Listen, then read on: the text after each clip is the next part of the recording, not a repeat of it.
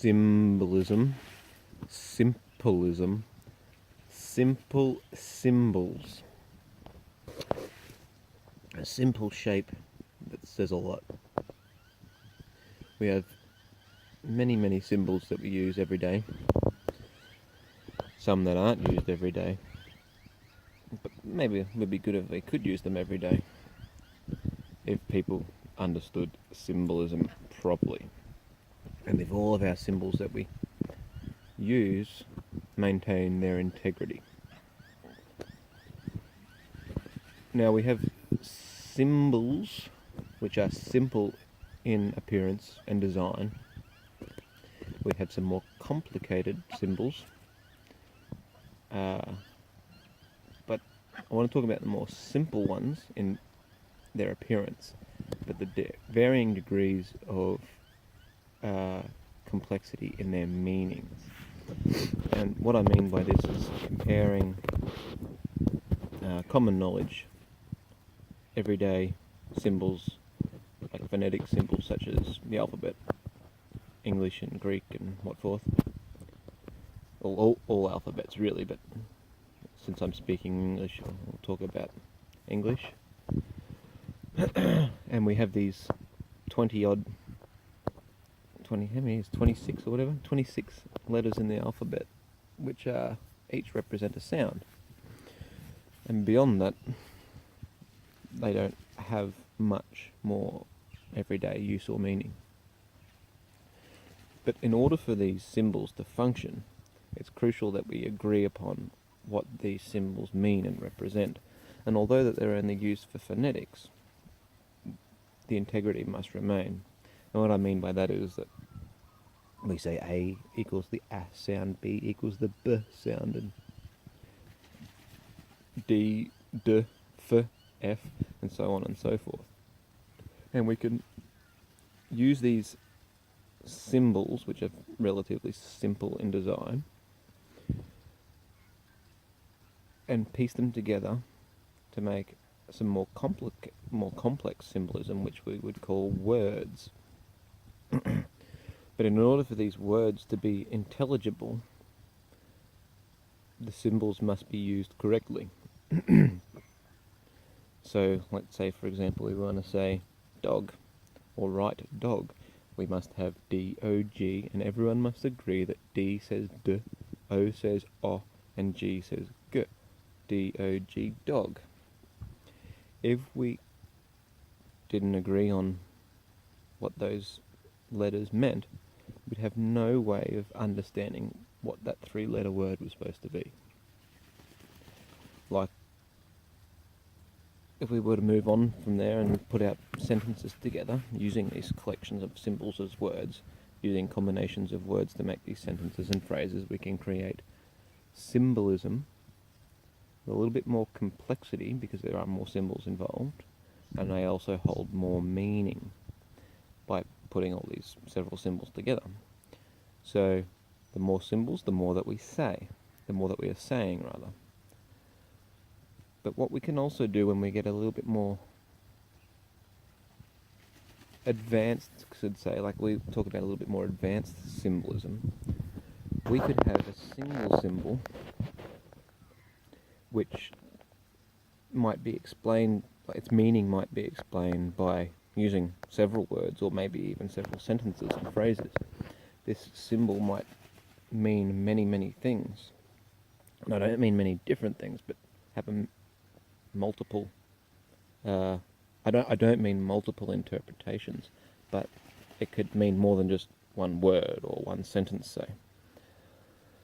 But when we get into this type of complexity of symbolism, it seems that our symbols start to lose their integrity. And I don't think this is intentional. Well, at least not by those who use them every day. Perhaps the meaning of these symbols has been misinterpreted in the past in order to keep people away from using certain symbols. And I've got one in mind, which I'm going to use in explain an example of what I'm talking about. And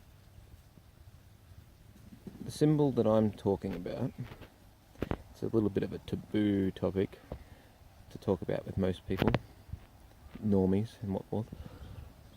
I won't say what it is yet. I'll go through the process I went through with a friend of mine recently, trying to explain, have this kind of conversation with. And what I did was I asked him to picture a symbol in his head. And he's like, okay, I've got one. You can see it? Yep, like he can see it. I said, okay, now describe it to me. The first thing he said in order to describe this symbol to me was he said, a Nazi symbol. And I said, okay, which one? There was many. Not to mention the fact that National Socialist Germany would be the more appropriate term for what he's looking for, because Nazi is not politically correct, unless I'm mistaken. But I knew what he was talking about, but I wanted him to explain it simply, as if you were explaining it to someone that had never heard of it before. So I said, okay, which one? There was many. He's like, racked his brain for a second, and he's like, a swastika. I said, okay. You still haven't described it to me. I still have no idea what it looks like or what it means. All you've told me is the name, or a name, for this symbol. And so then he went down the visual geometry of it, and he said, oh, okay, well, it's like a cross with little right angle tails off each end of the cross. I said, okay, that's better. Now I can picture it as well, if I'd never seen it before. I said, now tell me what it means. And he smirked, because he knows that the mainstream, commonplace interpretation of this symbol he described is not true to its original, pardon me, to its original meaning. So he smirked and he said, oh, it means hate and racism. And I said, well, that's a great example of symbolism being misused or being used to change the meaning of things. He began by not even being able to describe it. Well, he could, but he sort of misinterpreted my question, I guess. But everything he said, other than the physical description of the symbol, was incorrect, except for perhaps swastika, because that may be it is a name that is credible. And you could even give him half a point for saying it's a Nazi symbol, because it was used by Nazis, or National Socialists rather. However, it's not exclusively their symbol. It is a symbol that predates that by thousands of years. And it's been used all over the world, and its meaning is quite different than what the current understanding is. And children understand the incorrect meaning of this from a very, very young age. And when you try and have this conversation with people, not so much about the flea-flot or the swastika, but if we just try and talk about symbolism, and you start to get into debates with people about the meaning of them, it can get a bit heated. And what I found when I speak to anyone who doesn't really know much about, it's not even really advanced symbolism, but more than just the alphabet, start talking about what these things mean, and then they realise you know a little bit more about it than they do. They don't want to talk about it anymore, and they try and write it off as though it's not important. And I couldn't disagree more. See, because if we didn't agree on the simpler things, like A is A and B is B and C is C, we would have no common ground to have conversation, at least through writing anyway. Of course we can still speak and whatnot, but if we want to speak esoterically and write esoterically, we need to agree upon what symbols mean, from the most basic and simple of meanings to the most esoteric and complex of meanings. And this is where the education system is quite flawed, because obviously they teach incorrect things about, especially with the more taboo subjects. But it's got a lot to do with the schools being heavily Christianized in the West anyway. Even if they're not actively teaching Christian theology, so to speak, the institution itself is heavily Christianized, and that Christianization of things, or Christianity rather, relies heavily on bastardization and misinformation. And the difference, well, and if you think about it too, the educational system in the pre-modern times, while the Christian, or Catholic or Christian churches were in power, the educational system, they were the only place you could go to learn to read and write. So you got this Christian authority, and that's where it stems from. And the difference between a Christian education a couple of hundred years ago and the modern day is that it's industrialized. It's industrialized Christian education. And yeah, I don't want a part of it for my children.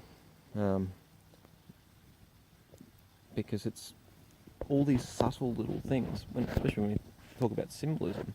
There's symbolism everywhere, every day, in everything that children learn, from the books that they read to the movies they watch.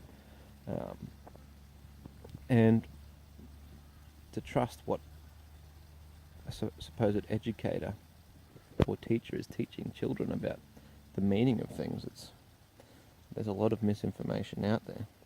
So